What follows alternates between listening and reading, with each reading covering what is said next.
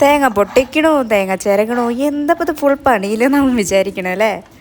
ഞങ്ങളിന്ന് പൊതിച്ചോറുണ്ടാക്കിയാലോ എന്നുള്ളൊരു പ്ലാനിലായിരുന്നു. കാരണം ഇന്ന് എനിക്ക് ലീവുള്ള ദിവസമാണ്. അപ്പോൾ എന്തെങ്കിലുമൊക്കെ ഒരു വെറൈറ്റി ചെയ്യാമെന്ന് വിചാരിച്ചു. വെറൈറ്റീസ് അങ്ങനെ വലിയ വെറൈറ്റി ഒന്നുമല്ല, എന്നാലും സാധാ നോർമൽ നമ്മൾ ഫുഡ് കഴിക്കണേങ്ങളൊരു രസമല്ലേ നമ്മൾ പൊതിച്ചോറൊക്കെ.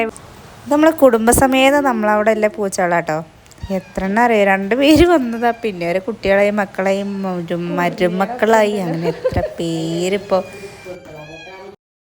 2-3 കറികൾക്കുള്ള പച്ചക്കറിയൊക്കെ നമ്മുടെ ഇവിടെ തന്നെ ഉണ്ട് കേട്ടോ. വഴുതനങ്ങ, അതേപോലെ കാന്താരി ചമ്മന്തി അരിക്കല, കാന്താരി, മുരിങ്ങയില, അങ്ങനെയൊക്കെ നമ്മൾ ഇവിടെ ഉള്ളത് കൊണ്ട് നമ്മൾ തട്ടിക്കൂട്ടി 2-3 ഐറ്റംസ് ഉണ്ട് ഗൈസ്. ഒരടുപ്പിൽ ചിക്കൻ പാർട്സ്, മറ്റൊരടുപ്പിൽ മുരിങ്ങാത്തോര, രണ്ടും റെഡി ആയിക്കൊണ്ടിരിക്കുകയാണ്. ഞാൻ ആയുധം വെച്ചില്ല കളിയാണ്. നമുക്ക് ഇല വരയ്ക്കാൻ പോവാ.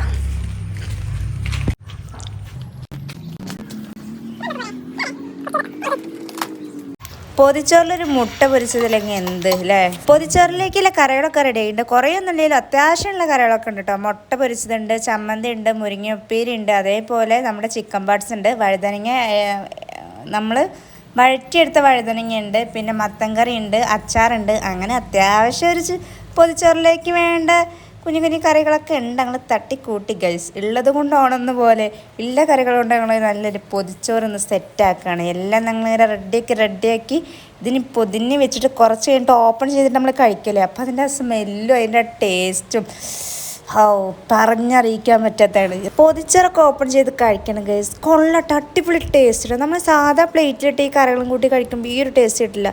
ഇത് ആ ഇലയിൽ പൊതിഞ്ഞൊരു ടേസ്റ്റ് വേറെ തന്നെയാണ് കേട്ടോ. അടിപൊളി, കൊള്ളാം.